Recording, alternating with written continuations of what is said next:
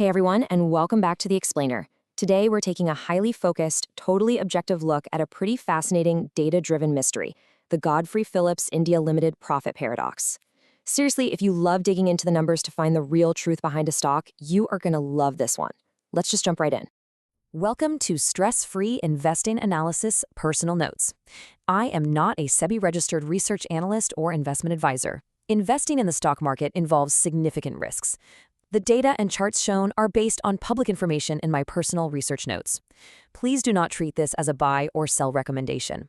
Always conduct your own due diligence or consult with a SEBI-registered professional before making any financial decisions. Okay, let's dive into this. Here is our roadmap for today. First, we'll look at the profit paradox. Second, we go inside the business engine. Third, we're checking out some red flags and cash flow. Fourth, we'll cover the 2026 regulatory shock. And finally, we'll wrap up with valuations and future scenarios. Section 1. The profit paradox. Record highs versus collapsing prices. So, we've got a really stark contrast here. On one hand, Godfrey Phillips reported this massive, record-breaking net profit of 1,526 crore rupees for FY26. I mean, that's a phenomenal 42% jump. But on the other hand, the stock price has literally crashed. It's down 43% from its all-time high of 3,947 rupees, dropping all the way to around 2,247 rupees. Now, usually, right, record profits mean record prices. So what's going on? Why is the market aggressively selling off a company that literally just posted its best year ever? Let's find out.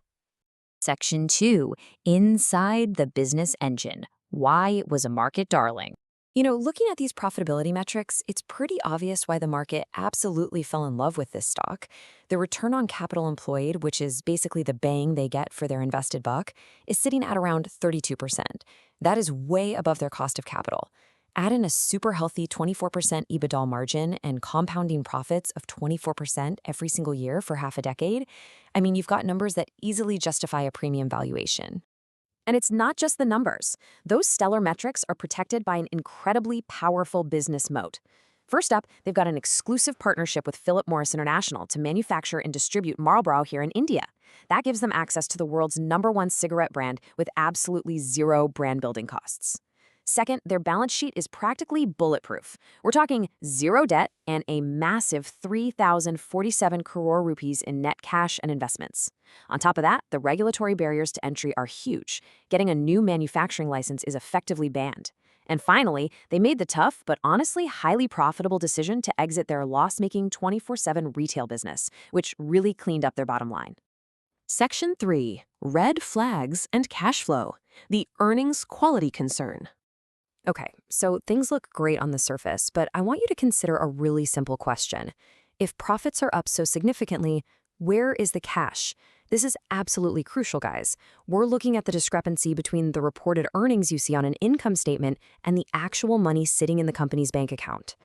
Now, what's really interesting about this slide is this standout number right here, 0.10x. That is the ratio of operating cash flow to profit after tax for FY25.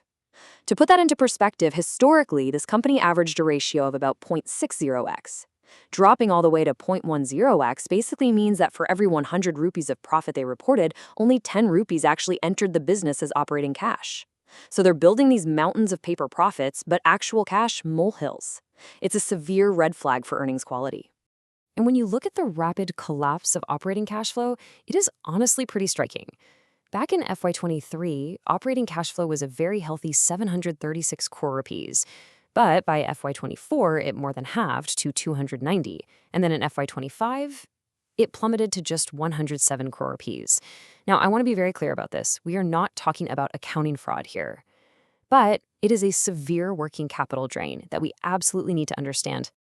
Let's break down the mechanics of this cash drain step by step. First, Godfrey Phillips has a really fast-growing, unmanufactured tobacco export business. And hey, growth is good, right? But this specific segment is highly working capital intensive. Second, because of that rapid growth, their working capital cycle elongated drastically. Third, and this is the most concerning part, their debtor days, which is the time it takes for customers to actually pay them, doubled from 16 days to 34 days in just a single year. And finally, their overall working capital days surged to 89. So basically, their high-growth export segment effectively trapped their cash and receivables. To keep things totally objective, we like to use quantitative health meters. The Altman Z-score, which measures bankruptcy risk, is sitting comfortably at 7.45. That's firmly in the safe zone, proving they are not going bankrupt anytime soon, especially with that mountain of cash reserves we talked about. But check out the Benish M-score. This flags earnings manipulation and heavy accruals, and it's currently at negative 2.1, right on the borderline risk threshold. So it mathematically confirms exactly what we just saw. The profits look amazing on paper, but the actual cash generation is really struggling to keep up. Section 4, the 2026 regulatory shock. The hammer drops. Right, so on top of the cash flow issues, in February 2026, the government delivered a massive blow. The budget raised GST on cigarettes to 40% and completely restructured the basic excise duty. When you combine those, it creates an effective tax increase of somewhere between 30 to 50%. Let me tell you, this isn't just some standard little tweak. It is literally the largest tax hike the industry has seen in a decade. And the impact? It was immediate. By April 2026, channel checks were already indicating a massive 20% decline in sales volume. Ouch. And this brilliantly illustrates exactly how the tobacco regulatory cycle works. You see, we just exited a 3-year, stable tax phase, which is exactly what drove those record profits we saw earlier. But right now, we've plunged into the shock phase. This phase is characterized by steep volume declines that usually last for about 2 to 4 quarters. Following this, there's an adjustment phase, where companies try to pass on those price hikes to consumers, and eventually, a recovery phase that can take 1 to 2 years to fully play out. Godfrey Phillips is sitting right at the very beginning of this incredibly painful waiting period. Section 5, Valuations and Future Scenarios. Pricing the Paradox. Now, as we know, the market always looks forward, not backward. Here we see the earnings bridge. FY26 achieved a peak earnings per share of 97.7 rupees. But because of that massive tax shock we just talked about, analysts are projecting FY27 EPS to contract violently, down to around 57.7 rupees. It's only in FY28 that we might finally see a recovery back up to around 77 rupees.